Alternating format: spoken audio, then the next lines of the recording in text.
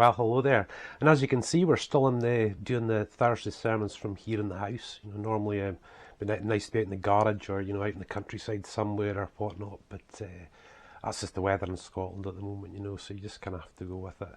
But we are getting some stuff done, I'm still on the surgery recovery path. Don't like to go on about it too much, It's going well and still sort of moving forward, But we're doing a customising of our 1200 bandit motorbike that I use for vlogging. And for those of you that have seen the vlog, you've probably seen me out in the other bike we've got, the Fireblade. And that was really cool. We did a project with that last year for YouTube, and it was really cool, especially with the kids. So I've been using the Fireblade for the vlogging now, but I just had this idea of this winter project, to do the Bandit. And the Bandit's it's sort of bluey grey, but I'm going to paint it green. With yellow, white and black, so it should look really cool when it's done, But that's the Birnie family side, the Birnie family channel sort of side of things, But this is our sort of real, I suppose you call it the Christian side, This is a sort of 100% full-on sort of thing, And, like I've said before, we do a Monday prayer video, Tuesday teaching, which is a bit more doctrinal, Wednesday worship, where I share, one of the playlist artists that we have, as part of the Tribulation Soldier series, and of course these Thursday sermons. And the hope always is, you guys, that there'll be a little something for everyone in there. Not everybody likes doctrine and going through all that sort of stuff. Just like the preaching, maybe, and just whatever, But we just hope there's a little something for everyone. And with the sermons, of course, I've coined that what we're doing most of this year, I think, is just Jesus. It's focusing on the bits in red, as we call it, in the Gospels, about Jesus. And, I think through that I'm really wanting to show this real humanity of God, and to show, how much he understands, how much he knows. Just getting to really see that side of God that, maybe you haven't seen before, and hopefully from the scriptures, which is always the authority, and from my own experiences and the experience of others around me, hopefully, especially for those who maybe don't necessarily believe that are watching this, I hope I'm painting you that true picture of who he is. Because he's not a belief system and a religion. It's a real relationship with a real God. It's not a church thing. It's a 24/7 thing. It's the real thing. And as far as I would put it across to anyone watching this, he is the answer. And I just hope and pray that, when you listen to these sermons, that you'll see a very real God. A God that didn't just act that way back in the scriptures. He acts that way now. So in the previous, we kind of touched on, Jesus being a tradesman, and, that's the way he kind of grew up, and, seeing that real humanity in him, when he was crying about Lazarus dying, and, and one of the other sermons there about, where he said when he was on the cross to his mum, he says, this is your son, to John, and John, this is your mum. Take care of my mum, sort of thing, And just seeing that real sort of humanity. Because I think, guys, that, again, with YouTube and Facebook, and the world's really changing and getting so connected, but we all still feel fear, pride, we still suffer loss, we still see great successes, nothing really changes in that regard, And that basically means that God's word is the same, it's always the same. And it's so relevant for today. So like I said in previous, there's not actually that much known or written about, Jesus when he was growing up, that first 30 years of his life. You'll know the sort of beginning part, the Bethlehem bit and all that. And there's a bit with Jesus in the temple where he was preaching and teaching, and he was just young then, But, Jesus grew up having a wide family, He lost his dad. It was said in the previous, that he lost his dad Joseph, which must have been very hard indeed. If he cried and wept at Lazarus, knowing that he was going to raise him from the dead, how much more would he have wept for his father, Joseph, But, that particular family, they knew God. Mary had been visited, Joseph had been visited, they knew what was happening. Joseph knew that, she was going to have the Son of God, that was going to be the child, Emmanuel sort of thing. So they all knew that, and it's very clear from Jesus when he was preaching in the temple. He knew who he was, and he knew who his heavenly Father was, But not a lot's really said about the wider family in that sense. That there were sisters. There's definitely sisters. We know that. and there was possibly about 4 brothers.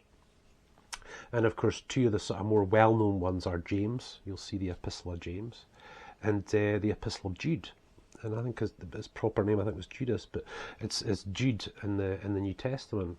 So they were Jesus's brothers. And when you see the book of James, for example, you see that James was, this was after Jesus' death, burial, and resurrection. He was quite the overseer in Jerusalem. You see that in Acts chapter 15. But growing up, they must have all grew up together. They must have known there was something different about Jesus. You know, they must have got that. And, you know, guys, you know, when you do study the scriptures and you really look at it, you know, God says things for a very specific reason. And he also doesn't say things for a very specific reason. And, of course, the thing that you wonder through Jesus' 3.5-year earthly ministry, well, where was his brothers? You know, where were they? The mum's mentioned, the sisters are mentioned, but James and Jude. So historically we know that the 4 of them, for example, that obviously James and Jude, they never really became proper believers until after Jesus' earthly ministry. You know, Jesus chose, you know, his 12 disciples, his 12 apostles, and you know, it went on from there. You know, but never were they mentioned. It does make you wonder. You know, you look back and you know that people are just people. You know, Jesus knew who he was, the parents knew who he was, and stuff like that. But was there jealousy with the brothers? You know, was he too different from the rest of them? He was the eldest son, of course he was. But, you know, was he looked upon differently by his family? You know, these were his half brothers and half sisters after all. You know, Mary and Joseph obviously went on to have their own children together. You know, but what was that like? You know, was it like Joseph? You know, remember the story, the account of Joseph. You know, he ends up getting sold, and away he goes. You know, because the brothers are so jealous of him and stuff. You know, was there a bit of that going on as well? Sure, there was. Jesus was tempted in all things, and you know, he experienced a family life too. You know, and all that sort of different ways. You know, there's brothers, about having what it's like to have brothers, what it's like to have sisters. You know, what it's like to have a mum and dad. I mean, he got all that. You know, he experienced all those things firsthand. But I think, guys, there can just be no doubt that you can see it from the scriptures that his brothers were not really on his side or by his side during that 3.5-year earthly ministry. God would have mentioned it, I think. But they weren't sort of really around supporting him. You know, instead, Jesus had new disciples. You know, he had different types of disciples, you know. And he called the fisherman, and he called the tax collector, and the doctor. You know, he called all these folk. But I think, you know, when I certainly sort of come back to sort of really looking at these sort of things, I always love the fact that he chose Mary Magdalene, you know, the prostitute. Really just love that sense, because I will always maintain, you guys, that Jesus was the greatest liberator of women ever. When you look at the society that he lived in, and he was this teacher, and he was out preaching and teaching, and he had all the people that criticised him, all the priests and the scribes and the Pharisees all criticising him for doing this and for doing that. And he goes and picks an ex-prostitute as one of his disciples. You know, absolutely awesome, totally awesome, love it. That must have really stirred people up. That must have really hacked off the religious of the day, you know. And of course, you see how close they were. You know, you see how so close they were, you know, almost like closer than a sister. Because when Jesus came back, she was like one of the first people to see him, you know? And she was heartbroken. You saw how much the loss of Jesus had affected her. She was just absolutely heartbroken. Heartbroken at the thought as well that his body had been taken, you know? And then she sees him, you know? Just this tremendous friendship, this tremendous bond that the two of them had.